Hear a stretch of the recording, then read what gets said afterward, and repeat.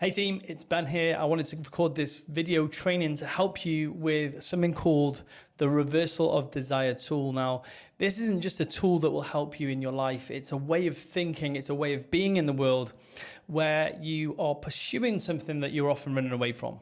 Now, if you think about this in your life, in your work, in your relationships, some of the major struggles that you've probably have or have had is because you've been avoiding pain. Let's slow down to this for a second. You may have struggled in your relationship because you've avoided the pain of a hard conversation, the conflict. It feels uncomfortable. Even the thought of it feels uncomfortable, let alone walking into it. Maybe it's the gym and it's your weight that you struggle with most because the thought of going on a diet is painful. Oh, all that deprivation. Or it could be picking up the phone and calling that prospect who, in the moment, you know that you, quote unquote, should do that painful thing, yet you keep avoiding it. And the problem is that you are rewarded for that inaction, that lack of action in that moment is rewarded with the avoidance of pain. Now, when I talk about pain, it's not the same pain of a threat of a fight or the threat of actual violence or being cut or hurt. It's ego pain. It's a real pervasive pain that we often move away from. But it really does inhibit our life. It contracts our life. And when we learn to, what I would say, reframe pain and move towards pain, see pain as a tool that guides our life and grows our life changes forever. Now, this is heavily based on the work by a guy called Phil Stutz. Now, Phil Stutz is a great psychotherapist in Hollywood. Has worked with some of the best people in the world in terms of high performers, film stars, movie stars. And why is this important? Because at every level, even at the highest level, we still do this inherent thing of avoiding pain and moving towards comfort. And in any given moment, we're making one of two choices, growth or comfort. And when we continually make the growth-based decision, our life changes forever. However, when we constantly make the comfortable decision, we turn around one day and we're in what's called psychopathology, anxiety, depression, even suicidal ideation. We're like, how do we get here? We kept on choosing the comfortable choice, which didn't lead to comfort. It led to struggle, right? So what we want to do is we want to constantly reframe to be moving forwards into discomfort, like working out what on the daily is our uncomfortable decision, okay? And if you think about this in terms of pain being a route for growth, pain is the route to growth. Pain is safe. Walking into a conversation that's hard is safe. Changing your body and doing something different is safe. And for me, this was a big thing because pain was often associated with so much discomfort, so much breaking down, so much dissipation of family, all these uncomfortable things that happened in my life as a child. But as an adult, when I've walked into pain, when I've pushed myself beyond the point I thought was comfortable, I've always been rewarded. Now think about this in your adult life. When you've pushed past the things that you've believed to be comfortable and easy, you've been rewarded. Now, easy is an interesting word there as well, because actually when you learn to reframe pain and you start making steps towards it, this does get easier over time as well. You get faster at doing it, you become way more courageous, and your life really does begin to change. Now, there's a level of thinking as a tool, and that's coming as well. So the thinking is, I'm going to start working out and slowing down to the things in my life that I know may be painful. Now, as you're watching this video, you can feel free to pause it and stop and take a beat and work out, like, what is the things that I'm avoiding right now? What's the painful things that I'm not doing? Like, I want to list out a few, and what I'm going to invite you to do is shrink the time between watching this video and going and taking the action, event action, okay? Because the event action is the time between the insight and the time you take action is directly proportional to the likelihood that it'll happen. I'll say that again. The time between the insight, when you've realized this, and the action that you take is directly proportional to the likelihood that it's going to happen.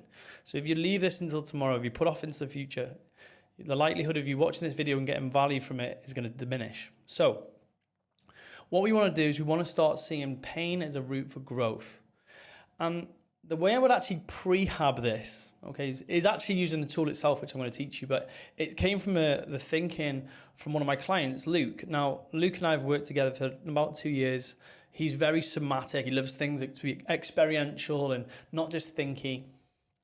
Is that he wanted to create this tool that he could use every day as almost like a prehab exercise. And prehab is where we condition our mind, we condition our thinking before the action. So when we're ready, it's a little bit like training. So when we actually have to do the thing, it happens way easier and faster. So every single morning, he'd get in the shower, he'd have his normal 1, 2, 5, 10 minute shower. I don't know how long it lasted. Have nice hot, warm water, wash himself. And then at the end of the shower, he would step out, and he'd turn the shower as cold as it would go, like freezing cold.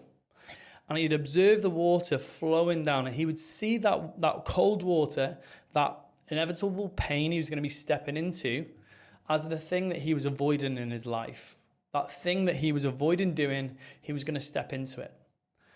And he would step into the water, and he'd feel that experience of the cold water hitting his head, his body, back of his neck, and it'd be really painful. And he would remind himself that the pain was good. It was something that he wanted. It was going to help him move forward in his life. So it was a hard conversation, if it was doing his financials, if it was maybe sitting down and doing some deep work. It was like, I love pain. Pain sets me free. And he'd just stay there for 20 seconds. He'd turn around and he'd step out into a power pose. So flinging his arms back, chest up. And he would just remind himself that conditioning himself into pain every single day was a good thing. Now, this is the tool in its actual, that is exactly how to do the tool, okay? So what I'm going to do is I'm going to walk you through the tool, okay? And what I'm going to invite you to do is just push the big old believe button. Now, if you're like me, I'm left brain logic led. I'm a logical guy. I've got massively, huge science background, massively data driven. So when I first got introduced to the tools, they're very, very creative, wonky, right brain thinking. Yet they made a lot of sense. And I use these tools when it comes to making decisions that are difficult, hard, where I feel like I'm going to move away from making that decision. And since I've learned to turn towards my pain, my life has grown. Okay, so the first part of the tool is face the pain. So focus on the pain you're avoiding, and I want you to see it appear in front of you like a big cloud. I say black cloud, like a dark cloud. I can see that pain. So for example, I've got a hard conversation with a staff member, and you silently scream in your mind's eye, you silently scream at that cloud, bring it on, because you secretly demand that pain because it has great value. So I bring it on. And then the second step of the tool is you move towards the pain. So you silently scream in your mind's eye, I love pain. And as you keep moving forwards, now the way I envisage this is like running towards the cloud, my hand outstretched saying, I love pain, bring it on. And I can see myself sprinting towards the pain. And you feel the pain. So you cross into that threshold of the pain, you feel it, you can feel that discomfort. Oh my God, this is going to be painful. Okay? Now, as I'm explaining this, it might feel like it's going to take a long time. I can do this in around about 5 to 10 seconds in my thoughts now. Okay, so it's all going on quietly, it's all going on silently. I'll run through it again. So face the pain, move towards the pain, and then finally freedom, the final step. You feel the cloud spit you out, and you silently say inwards, pain sets me free. And you see yourself just moving up and forwards into your life. And you can see yourself almost propelled by a jet of pure bright light. So let me just walk through that again. Okay, so you face the pain. You say, bring it on. You move towards the pain. Say, I love pain. Pain sets me free. And then once you've done that, you see yourself being propelled out into your life. And that is where your life begins to change. Now, what's actually going on when you do this? So you face the pain, you move towards the pain, and you get spat out by the pain. What are you doing there? You're reframing the way that you see pain, but you're also moving yourself into what's called the force of forward motion.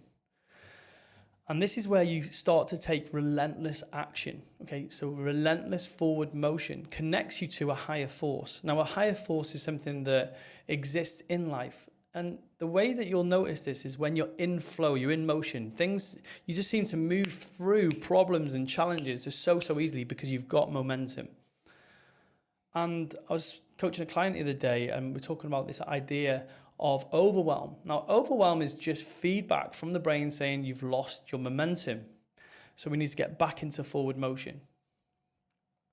So when you are connected to this higher force of forward momentum, you begin to just go at things with a bit more speed. So maybe obstacles that you found maybe quite challenging before, you just seem to break through them with way more ease and way more force.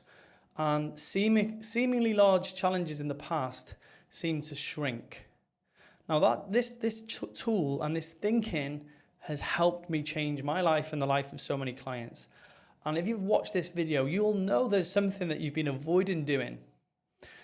And I'm going to invite you to go and do that rep right now. Go and take that first step. Now, the final part of this isn't a tool that you use once and then you're done forever. It's not something that you're never going to be exonerated from pain, uncertainty, and constant work every single day. And like the myth of Sisyphus, just because he's rolling the boulder up every single day, it doesn't mean it's futile. It doesn't mean that it's not worthwhile, because with every time he rolls the boulder up the hill, he gets stronger.